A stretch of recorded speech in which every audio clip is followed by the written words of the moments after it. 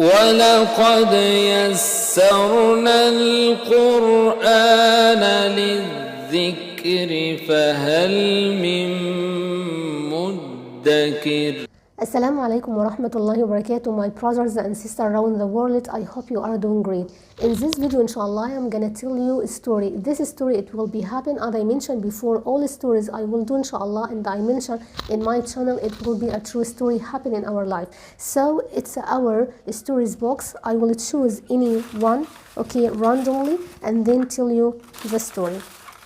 Okay, I choose it, inshallah. Let's see. Okay. Our today's story will talk about the Imam who stole the money. This story, it's a true story happening in a small village in Africa. So let's get started.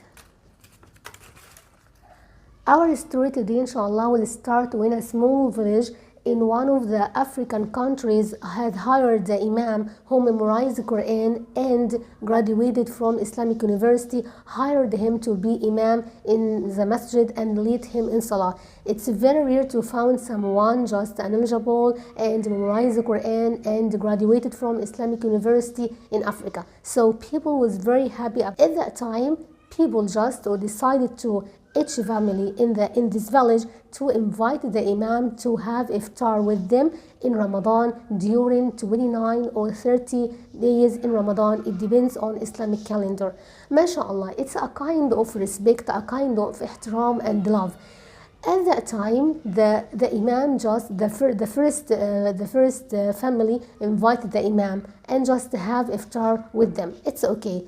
The second day, the Imam just had been invited to the second family until the turn just came to the family invite the Imam to have the iftar. This family was only man and women, I mean husband and wife, without children. And just the Imam went and just have iftar with them as usual. And the husband just go to the kitchen to prepare iftar, and when just came and mashallah start having iftar together and start with this the sunnah and everything is okay. And after that the Imam thank the Imam and thank you so much, jazakallahu khairan for your hospitalities. After that, after a few days, the women just went to the same room and start looking for money and shouted, "Where is my money?" And the husband asked her, "What the problem?" She said, "I keep the money in this room, okay, for example, in this place, but right now I can't find it." The woman was very, very sad about that and they started to search about money. I mean, looking for the money under the table, under the blanket, subhanallah, under the carpet, everywhere, but she couldn't find anything. And that moment, the wife started asking her husband, "Have you invited anyone to just visit us in our house? Maybe the person just steal the money." The husband said, "No, I didn't invite anyone except the Imam a few days with us here to have iftar together, as you know." And then said, "No one just enter our house and we didn't invite anyone during these days except the Imam." So absolutely the Imam who stole the money. Subhanallah. So the man was avoiding the Imam during the period. He didn't talk to him. He didn't just say assalamu alaikum. He didn't ask him any question. And all the time the Imam, the husband go to the masjid to pray, just pray in the corner and didn't just talk the Imam. He was avoiding dealing with the Imam all the time. It happened until the next year come. I mean, the next Ramadan, the same thing as usual. People would just invite the Imam every day during Ramadan. The first day, it's okay, and the second one and third, until the turn came the same family, husband and wife again. Subhanallah.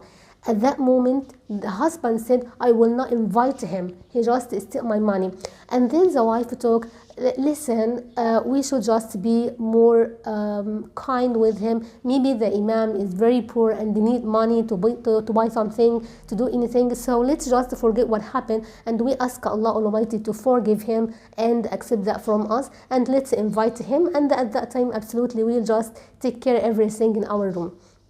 And just their turn come, and the imam came and start to eating, have iftar together. And then the man during this iftar and breakfast, during having breakfast, iftar, he just didn't talk anything. He just still silent. He was silent all the time and looked the imam and didn't talk anything, but just look in bad way. And the imam asked him after finishing having breakfast, are you okay? Do you have any problem? Why didn't you just open any topic with me? You just was silent during this period. What happened? And then the man said, Imam, I wanted to just ask you a question, but I'm sorry for them. The imam, okay, go ahead. What is the problem? The imam, I think that time the imam, he just thought he will just ask a question about financial problem, anything just in religion.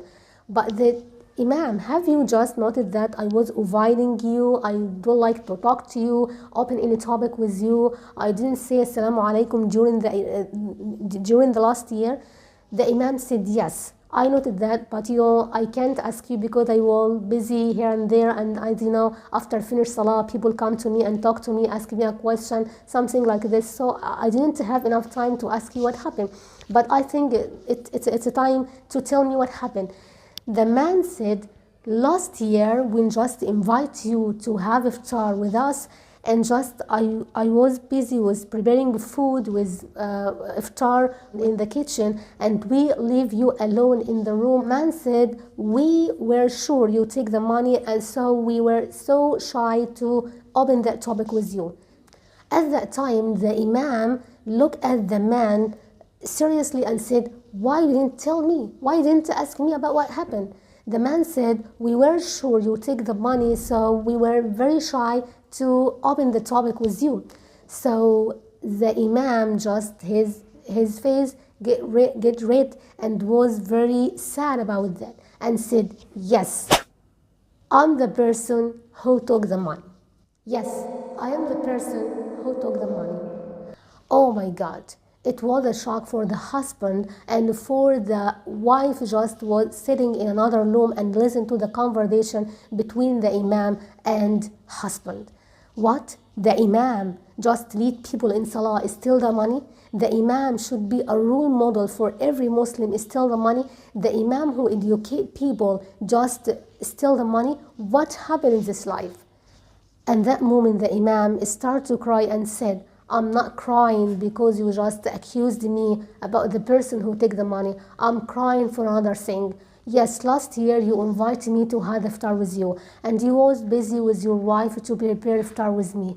During that period, I would stay alone in the room, and the window was open like it's open right now, and just the wind came, blow strongly, and the money started to fly everywhere. So I got up and collect the money and kept the money in my hand to just when you come, I will give you the money.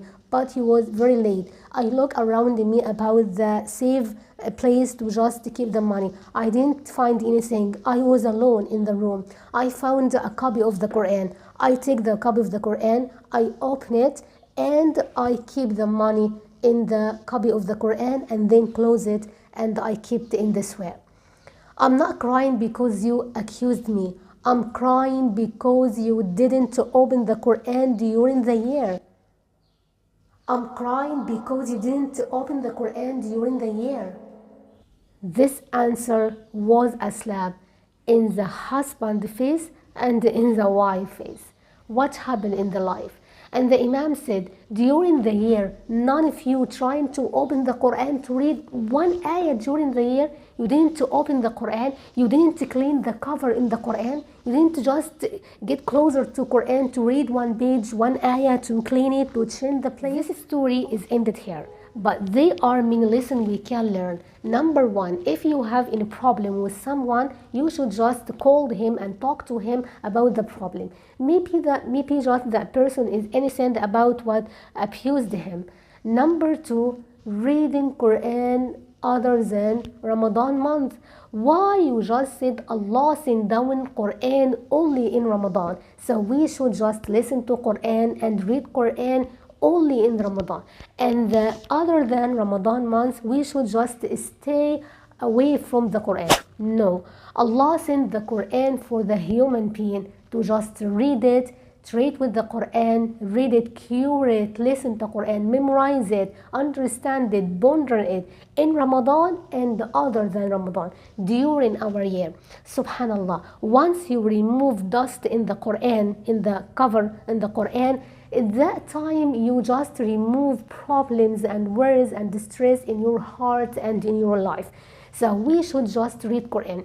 If you can't read Quran because you can't read and write, or because Quran in Arabic language and you just from foreign countries, I mean Arabic, it's not your mother language, you can just listen the Quran.